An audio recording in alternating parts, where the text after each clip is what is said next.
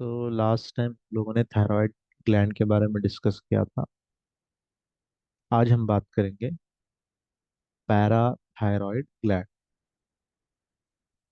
जो parathyroid gland है वो कितने हैं? आपको चार लोब्स है इसमें। ठीक है। थायराइड ग्लैंड है, थायराइड ग्लैंड के पीछे होंगे। ठीक है। ठीक है। पैराथायरॉयड ग्लैंड जो है थायराइड ग्लैंड के पीछे होंगे। यहाँ पे अगर आपको ये इमेज देखिए, ये देखिए, ये है थायराइड ग्लैंड।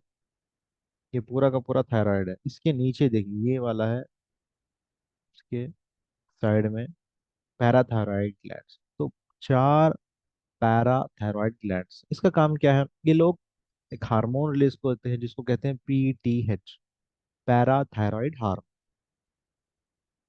ठीक है। इनका काम क्या है? इनका काम ये है कि ब्लड में कैल्शियम और पोटेशियम को नॉर्मल मेंटेन करना। ठीक है।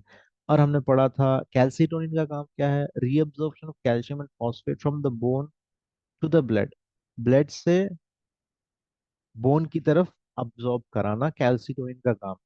अब पैराथायरॉयड का काम क्या है? नॉर्मल ब्लड में मेंटेन कराना, ब्लड में कैल्शियम और फास्फोरस को मेंटेन कराना। अब इसमें क्या है? इसमें बोन्स, स्मॉल इंटेस्टाइन और किडनीज, ये तीनों का रोल इंपॉर्टेंट है। पैराथायरॉयड ग्लैंड का तीन जगह बहुत इंपॉर्टेंट है। इंटेस्टाइन, जब आप खाएंगे कैल्शियम अब्जॉर्प्शन करेंगे। ठीक है।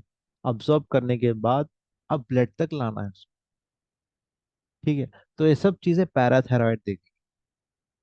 किडनी में भी कितना एक्सक्रीट होना है कैल्शियम और फास्फोरस, ये भी वहां पे आपको बोन्स देखेंगे, सॉरी पीटीएच देखेंगे, पैराथायरॉयड देखेंगे।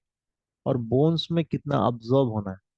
अगर ब्लड में ज्यादा हो गया तो वो बोन्स में अब्जॉर्ब हो जाएगा।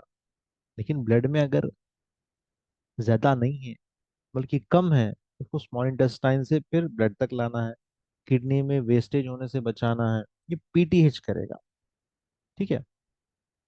अब इसका काम क्या है? उल्टा है। ब्लड में अगर बढ़ जाए तो कैल्सीटोनिन काम करेगा, ब्लड में कम हो जाए तो बोन से ब्लड में लाने के लिए पीटीएच काम करेगा। और स्मॉल इंटेस्टाइन में अब्जॉर्ब करने का काम पीटीएच करेगा, जो भी आप खाएंगे।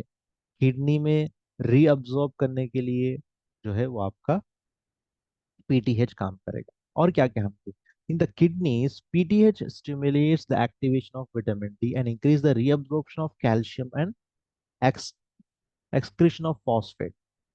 ठीक है। तो अगर ब्लड में कैल्शियम और पोटेशियम फॉस्फेट लेवल कम हो जाए तो पीटीएच क्या करेगा? विटामिन डी को क्या किडनी के पास से बहुत ज्यादा एक्टिवेट कराएगा। एक्टिवेट कराकर ये कहेगा कि आप वापस कैल्शियम को मेरे को दे दीजिए, फॉस्फोरस को फॉस्फेट को दे दीजिए। इससे क्या होगा? ब्लड में कैल्शियम और फॉस्फेट लेवल बढ़ेगा। ठीक है। अब पीटीएच कब रिलीज होगा? जब भी हमारे ब्लड में कैल्शियम लेवल कम होगा। ठीक है। तो जब क्या होगा? पीटीएच रिलीज होगा। ठीक है। और कैल्सीटोनिन वहां पे कम हो जाएगा। कैल्सीटोनिन कम हो जाएगा, पीटीएच ज्यादा रिलीज करेगा। पीटीएच जैसा ही रिलीज करेगा, स्मॉल इंटेस्टाइन, किडनीज और बोन्स पे जाके काम करेगा ताकि रीअब्जॉर्ब हो सके। ठीक है। कैल्शियम के बहुत ज्यादा फंक्शंस हैं, जैसा नर्व्स के लिए जरूरी है, मसल्स के लिए जरूरी है।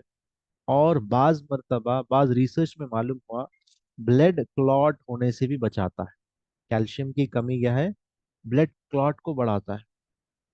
अगर कैल्शियम नॉर्मल हो तो ब्लड क्लॉट से बचाता है। ठीक है।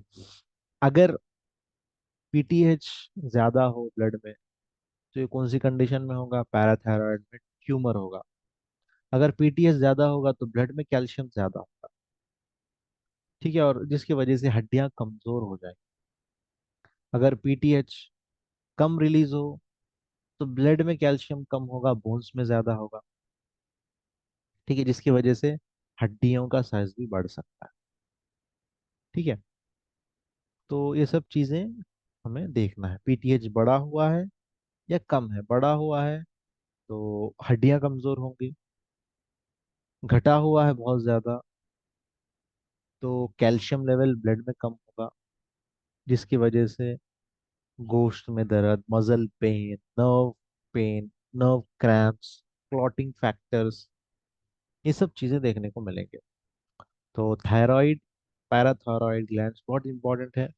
थायराइड T3 T4 को रिलीज करता है और कैल्सिटोनिन को रिलीज करता है।